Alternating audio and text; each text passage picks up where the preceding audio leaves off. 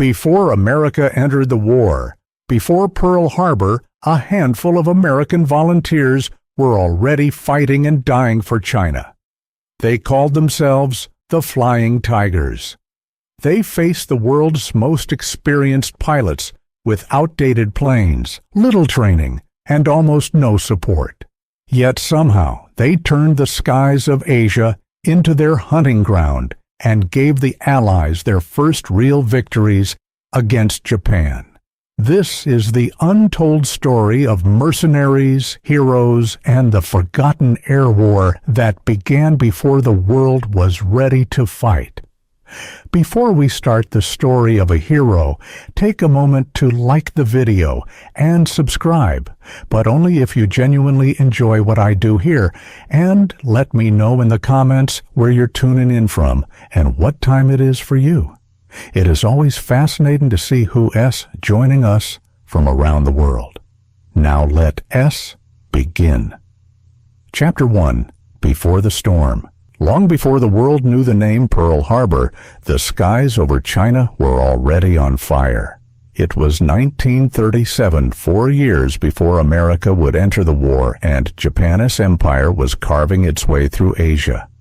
Cities like Shanghai and Nanjing burned under bombing raids so savage that even German observers were horrified. The Imperial Japanese Army marched through China with a confidence born from victory. And in the skies above them, the balance of power was absolute. Japan ruled the air. Its Mitsubishi A-5M Claude fighters and G-3M bombers dominated every battlefield, cutting through Chinese defenses that barely existed. The Chinese Air Force, small, undertrained, and flying outdated biplanes, was being torn apart faster than it could be rebuilt. Pilots went up knowing they would not come back. By 1938, China was losing cities, industries, and millions of civilians to aerial terror. The bombers came daily, and nothing could stop them. But one man refused to accept that defeat. His name was Claire Lee Chennault, a stubborn, chain-smoking, Louisiana-born pilot who had spent his life challenging authority. A former U.S. Army Air Corps instructor, he had been forced to retire for medical reasons, written off as a difficult man with outdated ideas. But to China, he was exactly what they needed: a strategist who believed that brains could beat superior numbers. Chiang Kai-shek, leader of the Chinese nationalist government, invited Chennault to China in 1937 as an aviation advisor. What he found shocked him. The Chinese Air Force was fighting a 20th century war with 1920s tools, mismatched planes, no radar, no communication systems. But Chennault saw something else amid the chaos. Courage. Young Chinese pilots willing to die in obsolete aircraft just to protect their cities. Chennault began teaching them what he called guerrilla air warfare. He studied Japanese formations, radio chatter, and flying habits. He analyzed the Zero before most Americans had even heard of it. And his reports filled with warnings about Japan's advanced fighters. And future ambitions were quietly ignored by Washington. By 1940, the war had turned into a nightmare. Japan had bombed Chongqing for 3 years straight, the world's first sustained bombing campaign against civilians. Entire cities lived in caves, hiding from the sky. The world watched, but did nothing. America was neutral, Britain was fighting for its own life, and China was alone. Chennault, frustrated but unbroken, had an idea. If the United States couldn't fight for China, maybe Americans could as volunteers. In early 1941, under the cover of a private contract, Chennault and his Chinese allies began building something extraordinary, a secret air force. They would recruit 100 of the best American pilots and crew, officially resigned from the U.S. military, to fight under the Chinese flag. It was illegal, it was reckless, and it would become legendary. The plan was backed quietly by President Franklin D. Roosevelt himself. American industry would supply 100 Curtiss P-40 Warhawks, fast, rugged, and heavily armed, painted in Chinese markings. These planes were destined for the jungles of Burma, where supply routes to China wound through the Himalayas. Their mission was simple and impossible: stop the Japanese from cutting China's last lifeline. By the summer of 1941, ships were secretly leaving California loaded with disassembled P-40s. Mechanics, armorers, and pilots, men drawn by adventure, money, or pure belief, began vanishing from American bases and reappearing in Rangoon in dusty hangars surrounded by jungle. They were the American Volunteer Group, but soon the world would know them by another name: the Flying Tigers. Chapter 2. The Birth of the Tigers. The recruits arrived one by one, carrying little more than duffel bags and fake paperwork. Some were U.S. Navy and Marine pilots on leave. Others had quietly resigned from the Army Air Corps. Most were in their 20s, cocky, restless, and hungry for flight. They had been promised $600 a month, triple their military pay, plus a $500 bonus for every confirmed kill. To a Depression-era pilot, it was irresistible. They boarded ships in San Francisco and slipped quietly across the Pacific under false manifests listed as mechanics or agricultural advisors. Few knew exactly where they were going. The destination: Rangoon, Burma gateway to China. When they disembarked, the heat hit them like a wall. The air smelled of fuel, dust, and rain. Jungle mountains rose in the distance, and mosquitoes swarmed around every light. Waiting for them was a tired, sharp-eyed man with a permanent cigarette in his hand, Claire Chennault. He looked nothing like the generals they remembered from the U.S. Army. No polished uniform, no speeches. Just a weathered leather jacket, a southern drawl, and an intensity that could fill a room. "You boys," he said, "are going to make history, or you're going to die trying." The operation had been named the American Volunteer Group, or AVG. Officially, it was part of the Chinese Air Force. Unofficially, it was a covert project approved by the White House to help China without violating neutrality laws. Chennault's recruits were mercenaries in everything but name. Their task: defend the Burma Road, China's last supply line, from the Japanese air raids that threatened to cut it forever. Training began immediately in Toungoo, Burma, a forgotten airfield surrounded by jungle. The conditions were miserable. Mechanics struggled to assemble the crated Curtiss P-40B Warhawks shipped from America. The planes were rugged but outdated, heavier than the Japanese Zero, and less maneuverable. Some engines arrived damaged, spare parts were missing, and tropical humidity warped everything metal. Yet Chennault knew how to make the best of what he had. He turned the P-40's weaknesses into strengths. He taught his pilots to fight his way, not with elegant turns, but with power and discipline. "You can turn with a Zero," he warned, pacing before the men. "They'll eat you alive. So don't try, dive, shoot, climb, and run. Hit them fast, hit them once, and disappear." He called it boom and zoom, a style of aerial combat that relied on speed and surprise. It went against everything traditional fighter pilots believed, but in the skies over China, it would save lives. The AVG's pilots grouped into 3 squadrons named Adam and Eve, Panda Bears, and Hell's Angels, trained relentlessly.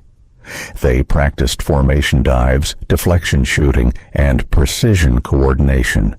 Between flights, they drank heavily, brawled often, and complained about everything from the food to the humidity. Yet behind the bravado, a strange sense of unity began to grow. Among them were names that would soon be legend. Greg "Pappy" Boyington, a Marine who would later command the famous Black Sheep Squadron. Tex Hill, a quiet, deadly marksman who would rack up 12 kills. Charlie Bond, who painted shark teeth on the nose of his P-40, an idea borrowed from British squadrons in North Africa. That shark mouth would become their signature, a symbol of fear for the Japanese and pride for the Allies. By late autumn of 1941, the Flying Tigers were finally ready. Their first test would come sooner than anyone expected. In December, as they prepared for combat patrols, radio operators picked up the unthinkable news: Japan had attacked Pearl Harbor. America was now at war. But before Washington could even organize a response, the Flying Tigers were already in the air over the jungles of Burma, taking on the Empire of Japan alone. The world had just entered its bloodiest chapter, and these 100 volunteers were about to write its first miracle in the sky. Chapter 3, Into the Sky Over Burma. Dawn broke over the Burmese jungle with the sound of engines, 12 of them. The Flying Tigers were finally going to war. It was December 20th, 1941. The Japanese had just bombed Rangoon and were pushing north toward the Chinese border. The Allied front was collapsing everywhere, and on that humid morning, a handful of American volunteers scrambled their P-40s to intercept a formation of Japanese bombers and fighters headed for Kunming, deep in China. They were outnumbered nearly 3-1. The P-40 was a brute, heavy, loud, and slow to climb. The Japanese Ki-27 Nate and Ki-43 Oscar fighters could turn twice as fast and climb twice as high. Every textbook said the Tigers were doomed, but Chenault S training was about to prove its worth. The Japanese formation appeared in the distance, black dots glinting in the morning sun, flying in perfect V formation. As the alarm bells echoed through Kunming, the AVG roared into the sky. "Remember, Don T, dogfight them!" Chenault S. voice had drilled into their minds. Dive, shoot, and climb away. The P-40s dived from the sun, engines screaming. In seconds, the air turned into chaos. Greg Boyington, Tex Hill, and Charlie Bond came down in steep dives, their 650 caliber machine guns spitting fire. A Japanese bomber exploded midair, a black flower of smoke blooming over the city. Another trailed flame and fell into the jungle. The Zero escorts tried to turn and chase, but the Warhawks had already pulled up, climbing away at nearly 400 miles an hour. When the Japanese followed, the Tigers rolled inverted and dived again, slashing through the formation like knives. It was over in minutes. When the sky fell silent, 10 Japanese planes lay burning across the hills. The Flying Tigers hadn't lost a single man. The world had just witnessed something impossible. A handful of American mercenaries had defeated Japan's elite Air Force, the same pilots who had crushed China, humiliated the British, and burned Pearl Harbor. Word spread like wildfire. Chinese civilians flooded the airfields with flowers and banners. The newspapers called them Fei Hu Flying Tigers. Their shark-toothed planes became a symbol of hope in a world that had only known defeat. But behind the victory was exhaustion. The Tigers were flying constant missions, often 4 or 5 a day, outnumbered, undersupplied, and cut off from reinforcements. Spare parts came from wrecked planes. Ammunition had to be smuggled over the Burma Road, often under fire. In makeshift airfields near the jungle, mechanics worked by lantern light, swatting mosquitoes the size of bullets. Pilots slept in bamboo huts or under their wings. Each morning they woke up to the sound of enemy engines somewhere over the horizon, yet somehow they kept winning. Between December 1941 and July 1942, the Flying Tigers claimed 299 confirmed kills, with the loss of just 12 of their own pilots in combat. Their kill ratio, over 20-1, was unmatched by any Allied unit in the early war. The secret? Discipline, teamwork, and Chennault's ruthless understanding of Japanese tactics.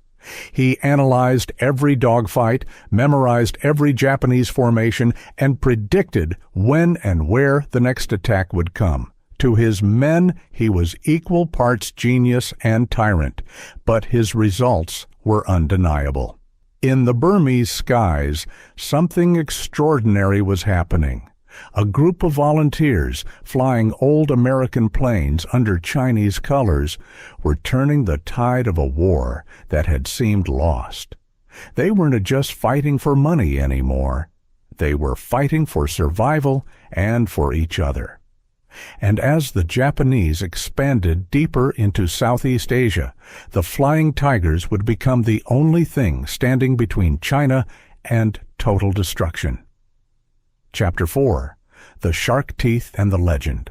Tibi Budiu. By early 1942, the Flying Tigers were no longer just a unit, they were a myth. Their shark-mouthed P-40s had become as famous as the men who flew them. Those snarling jaws painted on the nose, first borrowed from a British design, now struck fear into Japanese pilots and stirred hope in millions of civilians below. Every time the ground crews repainted a plane, they did it by hand, using brushes dipped in whatever paint they could find: red from Chinese flags, white from stolen barn supplies, black from burned oil. The result was crude, uneven, but unforgettable. To the people of China, those teeth represented survival. To the men who flew them, they meant defiance, a personal signature carved into steel. Of the Flying Tiger's success could not be hidden for long.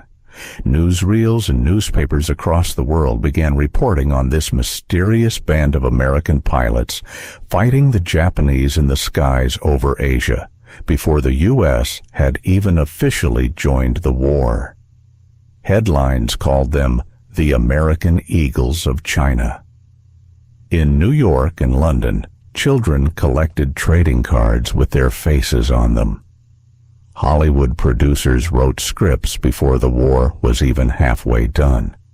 They were fast becoming living legends, and Chennault, the stubborn colonel once dismissed as unfit for service, was now the architect of America's first victory in Asia. But behind the legend was a brutal daily grind. The Japanese were relentless. They bombed Rangoon, Lashio, and Kunming day after day. The Tigers would often scramble with barely enough fuel, taking off while the bombs were already falling. They fought in every condition imaginable through monsoon rain, tropical heat, and thick jungle air. When they landed, it was often to find their airfields half destroyed and their mechanics working knee-deep in mud. Spare parts were scavenged from wrecked planes. Tires were patched with rubber from abandoned vehicles. Yet somehow, the unit kept going and kept winning. Every mission added to the legend. In one battle near Rangoon, a single P-40 flown by pilot Tex Hill shot down 4 enemy planes in less than 5 minutes. Another time, Charlie Bond led his squadron straight through a formation of bombers, taking out 2 before escaping into cloud cover with his tail on fire. But the victories came at a cost. The Tigers began to lose men not to combat alone, but to exhaustion, malaria, and accidents. Planes crashed on takeoff, ran out of fuel, or vanished in jungle storms. The heat melted guns, jammed engines, and warped metal. The survivors grew lean, hollow-eyed, and hardened. Yet when asked why they stayed, most of them gave the same answer. We couldn't acquit while the others were still flying. Back in Washington, Chennault's success had finally forced the U.S. Army Air Corps to listen. His volunteer group had done what regular Allied squadrons had failed to do, beat Japan in the air. By the summer of 1942, the U.S. government absorbed the Flying Tigers into the newly formed U.S. Army 14th Air Force, placing Chennault officially back in command. But for many of the original Tigers, that transition marked the end of an era. Some returned home, exhausted and disillusioned. Others stayed in Asia to keep fighting, now under the American flag instead of China's. Still, their legend was already sealed. By the time the AVG disbanded in July 1942, they had fought nearly 60 major engagements, destroyed close to 300 Japanese aircraft, and turned the tide of the air war in China. What they lacked in technology, they made up for with brains, discipline, and sheer willpower. They proved that even against superior numbers, strategy and courage could rewrite destiny. In China, their faces were printed on posters, banknotes, and school books. In America, they became symbols of what the nation could achieve when pushed to its limits. The shark teeth became more than art, they became history. And as the Flying Tigers faded into the growing roar of the U.S. war machine, one truth remained clear. Before America entered the war, before Pearl Harbor's smoke had even cleared, a handful of men in borrowed uniforms had already taken the fight to Japan and won. Chapter 5. Chennault's Air Empire. By 1942, the legend of the Flying Tigers had spread across every Allied capital from London to Washington to Chongqing. The stories were unbelievable but true. A tiny mercenary air force that had beaten Japan's elite squadrons and protected the last lifeline into China. And at the center of it all stood Claire Lee Chennault, the stubborn strategist who had built his own empire in the skies. When the U.S. entered the war after Pearl Harbor, Chennault's ragtag band of volunteers was folded into the U.S. Army Air Forces. But this time, he refused to let bureaucracy destroy what he'd built. He demanded independence his own, command, his own pilots, and his own way of fighting. In March 1943, he got it. He was promoted to brigadier general and placed in charge of the newly created 14th Air Force, headquartered in Kunming, China. The Flying Tigers name would live on not just as a squadron, but as a symbol for the entire American air campaign in China. The mission was simple in words, but impossible in practice. Keep China alive. The Japanese army controlled the coastline, the railways, and nearly every port. The only way to supply the Chinese front was through the Burma Road, and when that fell in 1942, there was only one path left over the Himalayas. They called it the Hump, a deadly 500-mile air corridor from India to China, rising to altitudes over 15,000 feet, where winds tore wings apart and ice froze engines solid. Flying through it was a nightmare. The mountains below swallowed entire plains without a trace. But without those flights, China would die, and Chennault's Air Force would too. So he did what he always did, found a way. While transport crews risked their lives hauling fuel and ammunition over the hump, Chennault turned his 14th Air Force into a surgical strike weapon. He studied enemy supply lines, plotted rail networks, and attacked Japan's weakest link logistics. Instead of chasing fighters, he targeted trains, bridges, depots, and convoys. Every gallon of fuel destroyed meant fewer Japanese tanks rolling into Burma. Every rail car bombed meant fewer supplies reaching the front. He had turned air power into economic warfare, and it worked. By 1944, Japanese commanders complained that their supply convoys were being hunted from the sky like cattle. P-40s and B-25s from the new Flying Tiger squadrons patrolled the skies daily, flying from airstrips carved into the Chinese mountains. When the fuel ran low, pilots siphoned gas from bombers. When engines broke, they scavenged parts from wrecks.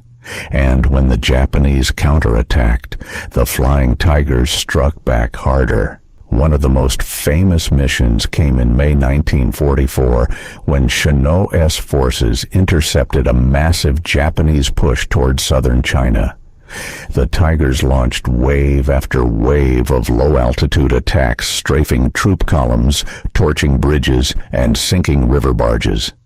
It wasn't just air combat anymore, it was survival. China was starving, the roads were mud, and the jungle swallowed everything.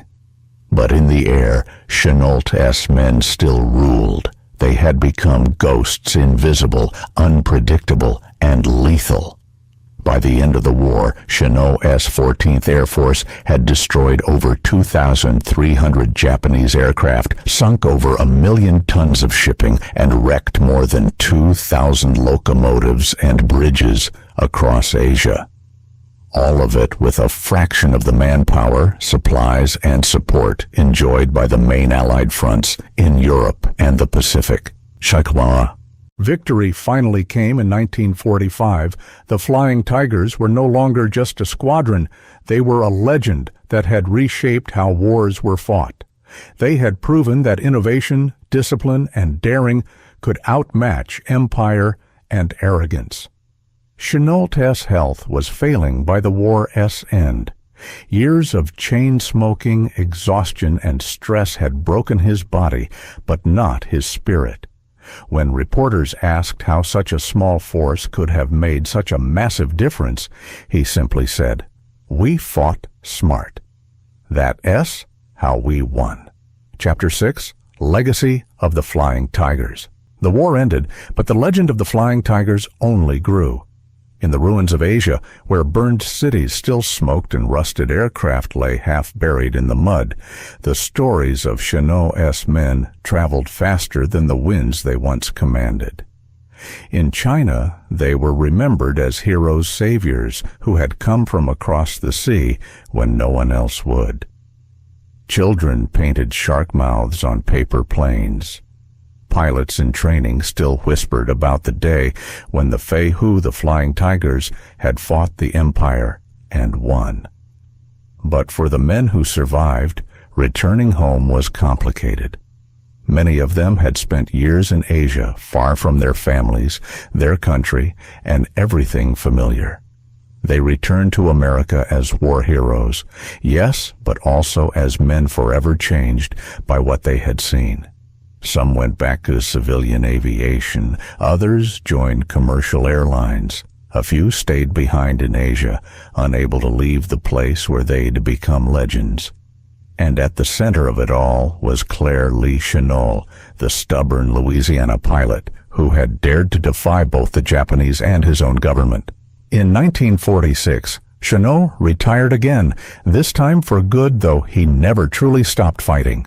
He founded Civil Air Transport, CAT, an airline that would secretly serve as a front for U.S. intelligence during the Cold War, helping move supplies, refugees, and operatives across Asia. The company would later evolve into Air America, a name that would become famous and infamous during the wars in Korea and Vietnam. Even after his health declined, Chennault continued to write and lecture about air power. He believed that the lessons of the Flying Tigers, small forces, flexible tactics, hitting the enemy where he least expected, would shape the wars of the future. He was right. In Korea, American pilots flew with the same boom and zoom tactics the Tigers had perfected. In Vietnam, aircraft bore shark teeth again, painted on the noses of helicopters and jets, a silent tribute to the first men who had worn them in battle. Meanwhile, in China, The memory of the flying tigers lived on long after the politics had changed. Even when the Civil War divided the nation and the nationalists fled to Taiwan, veterans and civilians alike kept their stories alive. Chinese villagers still tended to the graves of fallen American pilots, offering flowers each year on the anniversary of their battles. Decades later, when the United States and China reopened relations in the 1970s, one of the first gestures of goodwill came not from politicians, but from old farmers and mechanics who still remembered the Americans who had saved their cities. They brought faded photographs of young pilots, scraps of P-40 metal, and bullet-riddled engine parts, relics of a time when courage had come painted with shark teeth. Chenault lived to see the world change. He watched the atomic age begin, the Cold War rise, and the jet engines roar past everything he had once known. But in his heart, he still believed that the lessons of the Flying Tigers would never grow old, that courage, cunning, and compassion could triumph even against impossible odds. He died in 1958, buried with full military honors at Arlington National Cemetery. On his tombstone, beneath his name and rank, are two simple words: Flying Tigers. Today, their spirit endures. The 23rd Fighter Group of the United States Air Force, the modern descendant of Chenault S squadrons, still flies with the Tiger Shark insignia. Their motto reads, "First in the fight." And every time a pilot steps into the cockpit and looks at those teeth grinning back from the nose of the plane, he carries with him a piece of that legacy, a reminder of a handful of men who crossed the ocean, defied the odds, and changed the course of history. In the skies of Burma and China, their contrails have long since faded, but the legend of the Flying Tigers, those daring young men who painted jaws on steel and dared to fight the impossible, will never die. Because sometimes it takes a few outlaws to save a civilization. Epilogue. The sky remembers Bijou. The year is 1942. Above the jungles of Burma, engines roar against the wind. A P-40 Warhawk climbs through clouds painted gold by the setting sun, its shark mouth grinning, its guns silent for the first time in days. Below, smoke rises from the valley, not from battle, but from campfires. The war will go on, but tonight, for a moment, the sky belongs to the Tigers. One by one, the planes form up in the orange dusk wings, scarred, metal patched, numbers fading. They fly not for glory now, but for memory, for the friends who never came back, for the villagers who waved from rice fields, for a world that had nearly fallen into darkness. Cut to, an aging Claire Chenault sits by a window years later, watching jet aircraft streak across the modern sky. Their silhouettes vanish into the horizon, faster than sound. He smiles faintly because he knows that every contrail still carries a trace of what his men built. He once said, "Wars are fought by machines, but won by men." And in those impossible years, his men, the Flying Tigers, proved it true. Now fade to the modern world an air show, a museum hangar, a classroom. A child stares up at the rusted nose of a P-40, the teeth still fierce, the paint still bright. He reads the names etched into the plaque beside it. Americans, Chinese, Burmese young men who crossed oceans and never came home. The camera lingers on the shark teeth. For a moment, it's so easy to imagine the sound of engines, again, the heartbeat of a generation that refused to surrender. Stay healthy, subscribe if you enjoyed the video, and we'll see you in the next one. And if you have an idea for another untold story, share it in the comments. Your voice helps keep their memory alive.